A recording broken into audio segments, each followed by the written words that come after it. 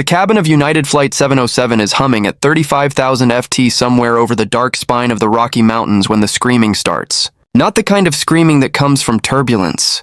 Not the sharp collective gasp of passengers gripping armrests as the aircraft shoulders through rough air. This is something different. This is a child's voice, high and cracked with fear, cutting through the steady white noise of the Boeing 737's engines like a blade through silk. And in the fraction of a second before anyone fully understands what is happening, every single one of the 214 passengers aboard United Flight 707, non-stop from Los Angeles International to Chicago O'Hare, feels the same cold animal certainty that something has gone terribly, terribly wrong. The girl's name is Maya. She is 9 years old. She has dark braided hair with little blue elastic bands at the ends, a faded Chicago Cubs backpack wedged under the seat in front of her, and a medical alert bracelet on her left wrist that reads Type 1 Diabetic in red block letters. She is sitting in seat 18C, a middle seat in economy class, because her father booked the tickets late and the aisle seats were already gone. She has been doing everything right. She's been sitting quietly reading a book about space exploration, eating the small approved snack her father packed for her in a carefully labeled Ziploc bag, managing her blood sugar the way her endocrinologist taught her, the way she's been doing since she was diagnosed at age 4. Maya is 9 years old, and she already knows more about pancreatic function than most adults will ever learn in their lifetimes. But right now at 35,000 FT, Maya is not thinking about space or endocrinology. She is crying. She is crying because the woman in seat 18B, the window seat directly beside her, has taken her insulin pen, has taken it deliberately, has plucked it right from the seat pocket where Maya's father placed it at the beginning of the flight with gentle instructions to keep it within reach, has held it up with 2 fingers like it is a piece of garbage she found on the floor of a public restroom, and has informed Maya in a voice loud enough for half the cabin to hear that she will not be sitting next to syringes for 5 hours, that this is a violation of her personal space, that she has a needle phobia, and her rights as a paying passenger supersede whatever medical drama this child is apparently performing for attention. The insulin pen is in the woman's purse now. Maya's blood sugar is dropping, and her father, Captain Daniel Reyes, is at that exact moment 147 FT forward of his daughter, seated behind the locked reinforced door of the flight deck of the very same Boeing 737 at 35,000 FT doing what pilots do. He does not yet know what is happening in row 18. He does not yet know that the woman in seat 18B has just made the single most consequential mistake of her life. He does not yet know that the next 40 minutes will end with federal law enforcement, a diversion to Denver International, a viral video that will be viewed 60 million times, and the permanent destruction of a woman who believed with breathtaking certainty that the rules of this world did not apply to her. But we are getting ahead of ourselves. Because to understand what happens on Flight 707, you have to understand how it began. You have to go back 22 hours to a house in the Silver Lake neighborhood of Los Angeles, to a kitchen table covered in sticky notes and laminated schedule cards, to a father who has been planning this trip with the precision of a pre-flight checklist, because he knows, in the way that parents of medically complex children always know, that the margin for error is exactly 0. Daniel Reyes is 43 years old. He grew up in East Los Angeles, the son of a mechanic and a school administrator. The first person in his family to attend college on a full academic scholarship, the first to earn a pilot's license at age 20, the youngest Hispanic captain in United Airlines Western Division when he earned his 4th stripe at age 38. He is 6'2" and tall with close-cropped black hair going gray at the temples and the particular kind of quiet authority that develops in people who spend their professional lives responsible for the safe transport of hundreds of human beings through the upper atmosphere. He has a calm that is almost architectural. People notice it when they meet him. They feel steadier just being near him. He's been a single father for 3 years, since his wife Elena passed away from a cardiac event that the doctors still refer to with careful clinical language that Daniel has stopped trying to translate. Elena was Maya's primary medical coordinator. Elena knew every dosage, every ratio, every correction factor for every meal. Elena kept the binder. After Elena died, Daniel kept the binder. He laminated extra copies. He has one in the kitchen, one in his flight bag, one photographed on his phone. He is that kind of father now, the kind who double-checks the double-checks. The trip to Chicago is for Maya's spring break. Daniel has managed to coordinate 4 days off with his scheduling department, which required the kind of bureaucratic persistence normally associated with obtaining building permits. They are going to visit Elena's parents, Maya's grandparents, who live in Evanston and who have a golden retriever named Biscuit that Maya loves with a ferocity that transcends reason. This trip has been planned for 6 weeks. The medical prep alone took 4 days. Daniel called United Special Services line twice to confirm the airline's policy on traveling with insulin and medical devices, documented both calls with timestamps, printed the FAA's guidelines on traveling with diabetic supplies, and packed a backup insulin pen in his carry-on in addition to the one in Maya's seat pocket. He is a man who leaves nothing to chance. At LAX the morning of the flight, they arrived 2 hours early. Daniel is not in uniform. He is in jeans and a gray pullover, a baseball cap, looking like any other father traveling with his daughter. He does not announce himself to gate agents. He does not leverage his position. He is, for this trip, just Maya's dad, and that is exactly what he wants to be. They check in, clear security, find their gate, split a breakfast burrito from the terminal food court. Maya gets a little blue spiral notebook from the newsstand and spends 20 minutes carefully writing the names of every planet and their moons. Daniel drinks his coffee and watches her and feels the specific flavor of happiness that fathers of seriously ill children know, which is happiness and terror braided so tightly together that you cannot separate them. They board with the general population, Group 3. They find row 18 and Daniel helps Maya settle in, stows the cub's backpack under the seat, places the insulin pen in the seat pocket, explains again in the calm, repetitive way he always does where it is and why it needs to stay there. He takes seat 18D, the aisle seat directly beside his daughter. The window seat 18B is empty when they board. It is still empty when the door closes. Daniel allows himself a small private relief. It is a 3-seat row and only 2 of them are in it. Maya has room. She is comfortable. She opens her spacebook. Daniel opens his crossword. The woman arrives 7 minutes after the door is closed. This happens sometimes. Gate agents occasionally allow late passengers to board after the jetway door is sealed if the aircraft has not yet pushed back from the gate. Daniel knows this. He does not hold it against the woman. He does not hold anything against her. Yet, when she comes down the aisle with the particular forward-leaning momentum of someone who considers her own urgency to be the most important thing in any given environment, she is perhaps 50, expensively dressed in a way that does not quite cohere, carrying a large designer handbag that she swings with disregard for the heads of seated passengers, trailing a rolling carry-on that she has not yet agreed to slow down for anyone. She is looking at her boarding pass. She is looking at seat numbers. She stops at row 18. She looks at Maya. She looks at Daniel. She looks at seat 18B, the window seat, which is her assigned seat. And then she does the first thing that tells you everything you need to know about who she is. She sighs, not a small private sigh. A large theatrical sigh. A sigh designed to communicate suffering. A sigh intended as an announcement that whatever is about to happen is already someone else's fault. Her name, though Daniel does not know it yet, is Brenda Callaway. Brenda is 51 years old and has lived her entire adult life in the specific ecosystem of upper-middle-class American entitlement that treats inconvenience as injury and disagreement as persecution. She has filed 47 complaints with airlines over the past 6 years. 47. This is not a number that Daniel knows yet, but it is a number that exists in databases, that has been flagged by customer service departments, that has accumulated like sediment at the bottom of a river. Brenda has complained about crying babies, about the smell of other passengers' food, about seatmates who used armrests she considered rightfully hers, about flight attendants who she described in written complaints as insufficiently attentive, rude, incompetent, or ethnically suspicious. Depending on the flight, she once filed a complaint demanding a full refund because a child in the row ahead of her laughed too loudly during a movie. Brenda does not think of herself as a difficult person. She thinks of herself as a person with standards. She wedges herself into the window seat with the carry-on taking up most of the overhead bin, displacing a bag that belongs to an elderly man in 17A who says nothing because he is 81 years old and has survived things that make a rearranged carry-on negligible. Brenda arranges herself, her handbag, her travel pillow, a neck pillow, a secondary smaller bag, a magazine, a Bluetooth speaker that she has not yet been told cannot be used openly in the cabin. She organizes her territory. And then she looks at Maya, really looks at her, and something behind Brenda's eyes makes the calculation that all bullies make. The calculation that is always wrong, but that bullies make anyway. She sees a small child without a visible adult protector because Daniel is one seat removed, and she decides that this is a soft target. She spots the insulin pen in the seat pocket at around the time the plane begins its pushback from the gate.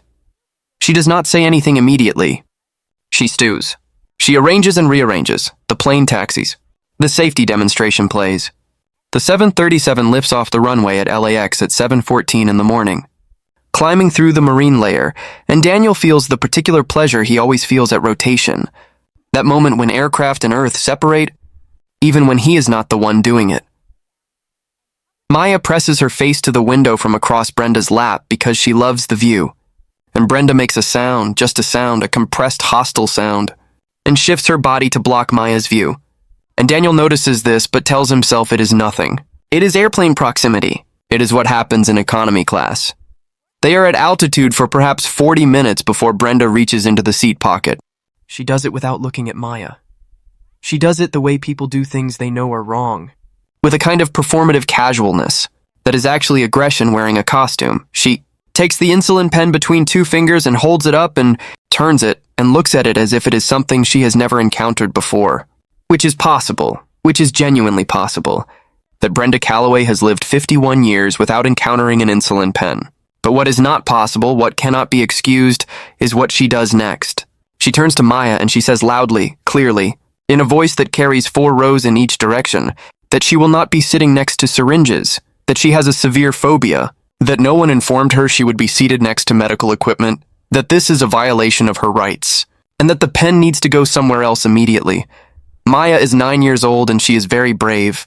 She tells the woman in a small, clear voice that it is her insulin pen and she needs it because she has diabetes. She says this the way her father taught her to say it, plainly and without apology. Brenda drops the pen into her handbag and closes the clasp. Now the screaming starts. Daniel is on his feet before he has fully processed what he has seen. He steps past 18D. He reaches the aisle. He looks at his daughter who is crying, at the woman in 18B who is arranging her travel pillow as if nothing has happened, and he says in the careful, controlled voice of someone who works very hard not to become the kind of person his position requires him not to become in public, that the item in the woman's bag belongs to his daughter and contains her medication. Brenda looks at Daniel with the expression of someone who has been waiting for exactly this. The expression says she has prepared for this argument. The expression says she has won arguments like this before. She explains that she does not know who he is, but that she has a phobia and her medical needs are also valid, and she will be speaking to the flight attendants about having him and his daughter move to different seats.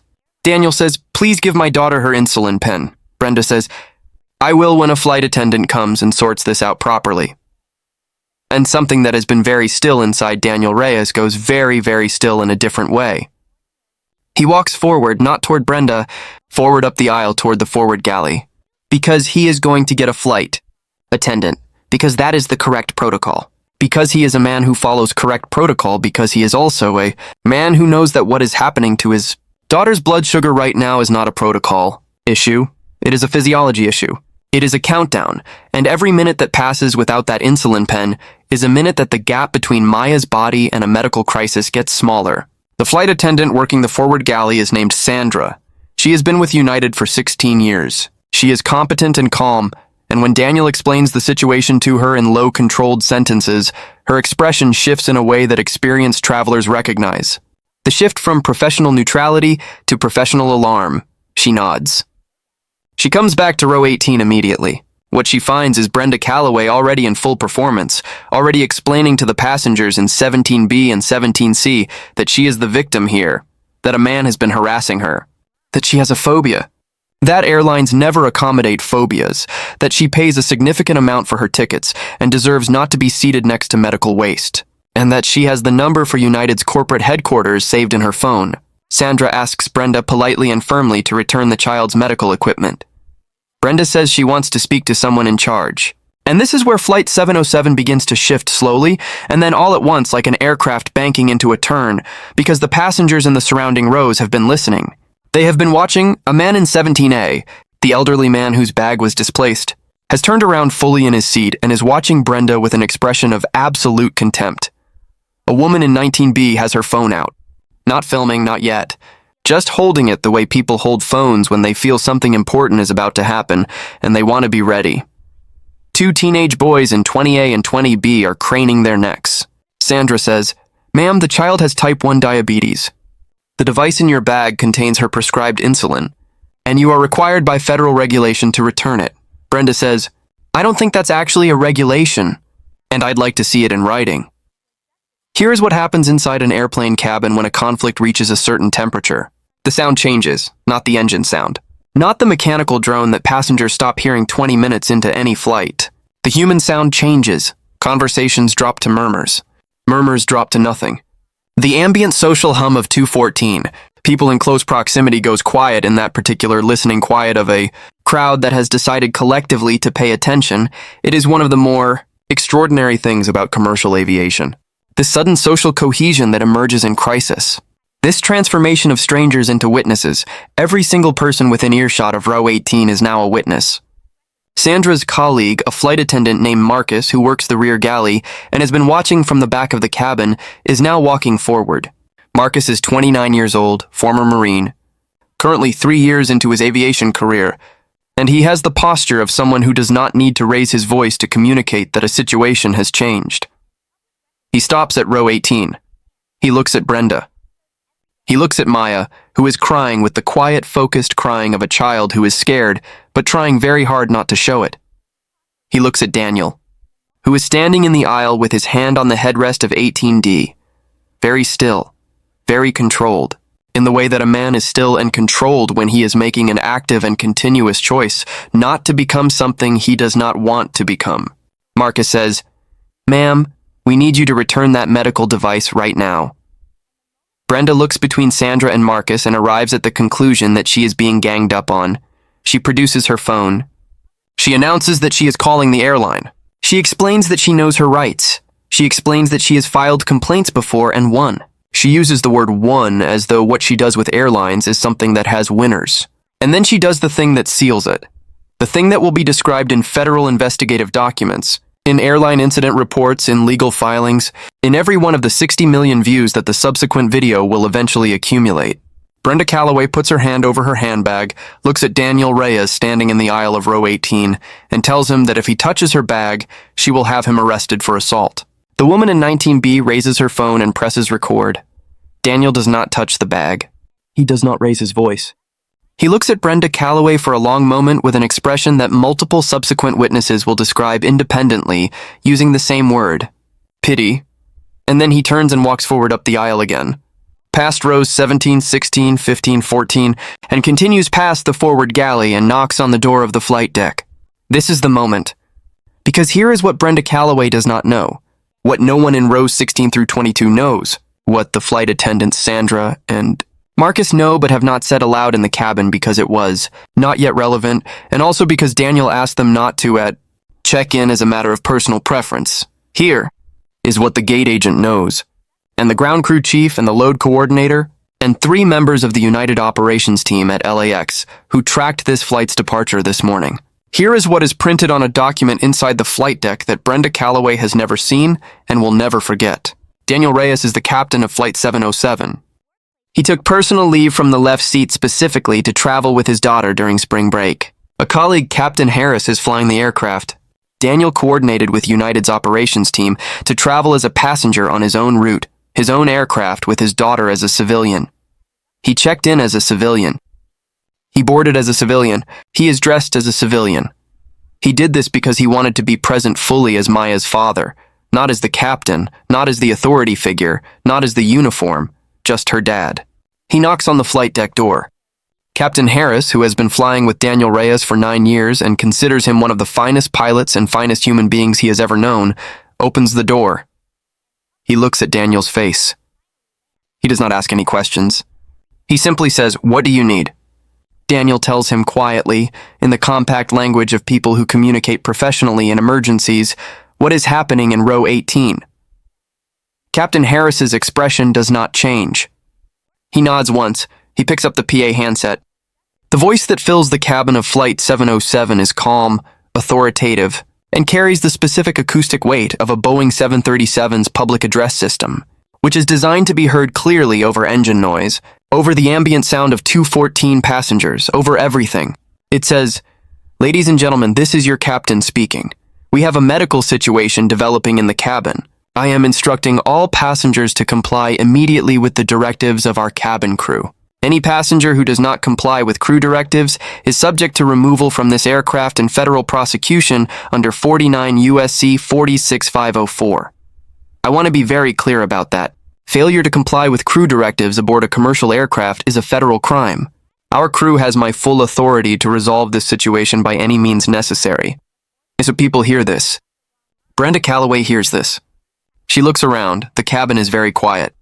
The woman in 19B still has her phone raised.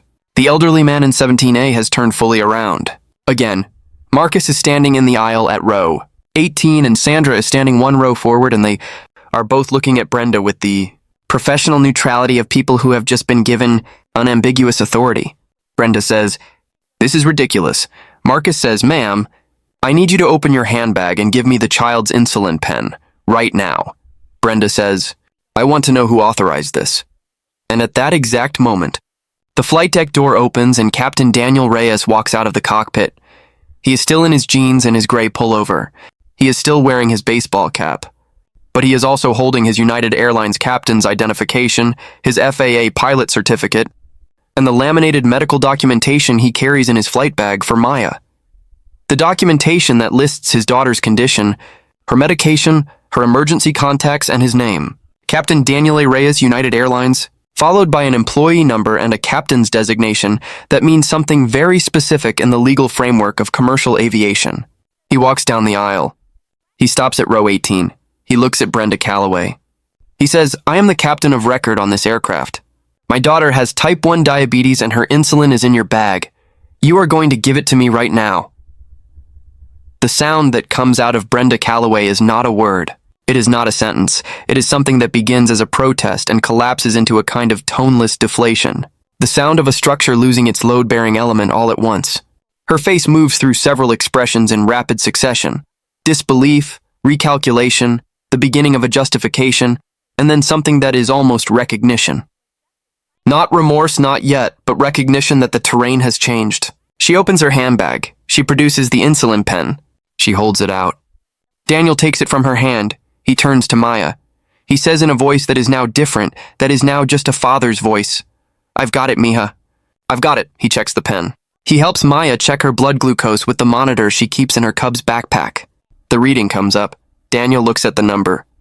He breathes. It is not a crisis number. It is a concerning number, a trending wrong number, a number that would have become a crisis number in another 30 to 45 minutes without intervention. But it is not a crisis number right now. Right now. Right this moment. With the pen back in his hand and his daughter looking at him with her dark eyes that look exactly like her mother's, it is manageable. Everything is manageable. He administers the correction dose. He sits down beside Maya. Not an 18D, but an 18B, which is now empty, because in the 12 seconds that elapsed between the PA announcement and Daniel walking out of the cockpit, Brenda Callaway appears to have recalibrated her seat preference and relocated herself to a vacant seat near the rear of the aircraft, taking her bags with a speed that suggested a sudden and urgent reevaluation of her priorities. The woman in 19B lowers her phone. She has 11 minutes and 40 seconds of video. What happens in the rear of the aircraft over the next 20 minutes is documented by 3 separate passenger phones, a cabin surveillance system, and the subsequent statements of the flight, attendants and the 2 federal air marshals who were aboard Flight 707 in seats. 22C and 22D federal air marshals are present on a certain percentage of commercial flights chosen by algorithms that the FAA does not publicly discuss. They were aboard Flight 707 for reasons unrelated to anything that happened in row 18. They were doing what federal air marshals on commercial flights do during normal operations. And then the PA announcement from the flight deck happened and they were no longer reading. They identified themselves to Brenda Callaway with their credentials.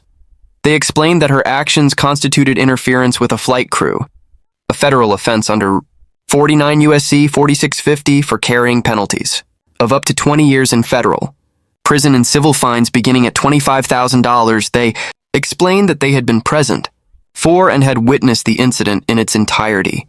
They explained that the video footage from multiple passenger devices would be preserved as evidence. They asked Brenda to come with them. Brenda said. "I didn't interfere with any crew. I was a passenger exercising my rights." The air marshal on the left, whose name is Special Agent Torres, said, "Ma'am, you withheld a child's prescribed medication in a medical emergency aboard a commercial aircraft and refused to comply with direct crew instructions for over 11 minutes. That is the interference." "Come with us, please," the cabin erupted. Not in chaos, not in anger, in something more specific than that, in applause. It started in row 17. The elderly man in 17A, who had been watching since Brenda displaced his overhead bag, who now put his weathered hands together and clapped 3 times in the deliberate way of someone making a statement, rather than celebrating. And then it spread. Row by row, section by section, the particular contagion of human approval moving through 2 and 14 people. Flight attendant Sandra, who has been professionally neutral for 16 years through things that would test anyone's neutrality, allowed herself a very small smile. Flight attendant Marcus, who did not allow himself a smile, allowed himself one very slow nod. Flight 707 did not divert. Maya's blood sugar stabilized. Captain Harris, in the left seat of the 737's flight deck, flew a clean approach into O'Hare and put the aircraft down with the kind of greased landing that passengers notice and sometimes spontaneously applaud. The applause at touchdown on flight 707 was significantly more enthusiastic than average. At the gate in Chicago, Brenda Callaway was met by Chicago Police Department officers coordinating with federal agents. She was escorted off the aircraft before deplaning began. In the particular brisk and purposeful way of law enforcement escorts that leaves no ambiguity about the nature of the situation. Passengers filming from their windows watched a woman in an expensive jacket being walked across the jetway into a terminal conversation she had not anticipated. The consequences arrived in layers. The way consequences do when multiple overlapping systems have been activated simultaneously. Federal charges were filed for interference with a flight crew, member under 49 U.S.C. 46504. The United States Attorney's Office for the Northern District of Illinois reviewed the combined video footage, the federal air marshal incident reports, the flight attendant witness statements, and the medical documentation provided by Daniel Reyes regarding his daughter's condition, and determined that the case presented sufficient evidence for prosecution. Brenda faced a potential sentence of up to 20 years. Though her attorney immediately entered negotiations for a plea arrangement that would involve lesser charges, significant fines, mandatory anger management evaluation, and a permanent restriction from commercial air travel. The no-fly list edition was processed within 72 hours. United Airlines released a statement that was notable for its specificity. It did not use the vague corporate language of most airline incident statements. It named the applicable federal regulation. It confirmed that the passenger had been removed from the aircraft by federal authorities. It confirmed that the child involved had received appropriate medical care. And it confirmed, in language that was clearly drafted by someone who understood how much the details mattered, that the airline extended its full support to Captain Reyes and his daughter, and that exhibited by the removed passenger represented a fundamental violation not only of airline policy, but of basic human decency. The airline also upgraded Daniel and Maya to first class for the return flight and provided 4 first-class vouchers for future travel. Maya used one of them to take her grandparents and her dog Biscuit on a trip to Florida the following winter, which she described in her 4th grade class journal as the best trip of her life, although she noted that Biscuit did not enjoy the airplane and had to be calmed down with a special treater. Grandfather brought in his jacket pocket. The video from 19B was viewed within 30 days of the incident by 63 million people across multiple platforms. The comment sections filled with the particular variety of internet response that attaches itself to stories about justice rendered visibly and completely. There were people who recognized Daniel from flights they had taken on United's Western routes and said so. There were diabetics and parents of diabetics who described the video as cathartic in terms that went well beyond the specific incident. There were flight attendants from multiple airlines who shared the video internally with colleagues. There were aviation lawyers who wrote thoughtful analyses of the legal issues involved.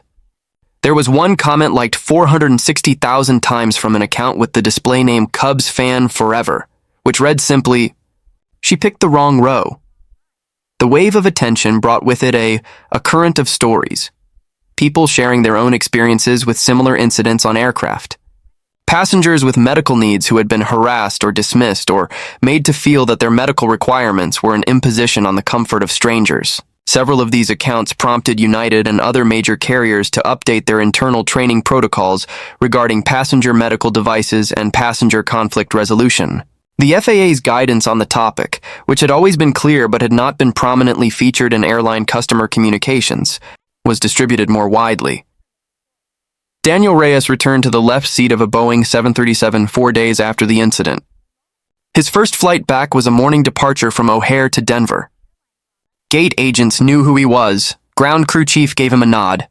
He did his walk-around inspection, checked his instruments, ran his pre-flight checklist. Maya had sent him off with a drawing she made of a 737 with both their names on the side, which he folded into quarters and placed in his shirt pocket beside his captain's stripes. He flew clean all the way to Denver. Good weather, smooth air, greased landing at DIA. On the descent into Denver, a flight attendant told him that 3 passengers had separately told her they hoped to fly with him again. He said, "Tell them the pleasure is always mine." Here is what the story is really about. Underneath the federal charges and the viral video and the applause at 35,000 FT, it is about what happens when the world that a person has built around the assumption of their own importance collides with a reality they refuse to account. For Brenda Callaway made 47 airline complaints in 6 years. She built a model of the world in which she was the most important person in any cabin she occupied, in which her comfort mattered more than a child's health, in which authority was something to be managed and manipulated rather than respected. She that model onto Flight 707 and opened a 9-year-old girl's seat pocket and took what was inside because her model told her she could. Her model was wrong. It was wrong because the world contains type 1 diabetics who need their insulin. It was wrong because commercial aviation has laws that exist specifically to prevent what she did. It was wrong because 2 federal air marshals were sitting 6 rows back. And it was wrong because the man she chose to dismiss, to talk past, to threat, was the captain of the aircraft she was riding on, who had spent 23 years learning to keep people safe at altitude and was, not under any circumstances, going to fail his daughter at 35,000 FT. There is a lesson in row 18 of Flight 707 that has nothing to do with flying. It is this. The person beside you on an airplane is a complete human being with a life and a history, and sometimes an authority you cannot see and have not bothered to imagine. The woman in 19B who was filming knew this instinctively when she raised her phone. The elderly man in 17A who applauded first knew it. Passengers on a Boeing 737 somewhere over the Rocky Mountains knew it, and the knowing moved through them like a current. Brenda Callaway knows it now. If you have been on a flight where someone stood up for you or where you stood up for someone else, share this story. Share it with every frequent flyer you know. Share it with everyone who has ever sat in a middle seat and been made to feel small. This kind of thing happens more than it should, and the remedy for it is visibility, is witnesses, is the knowledge that the cabin is watching and the captain may be closer than you think.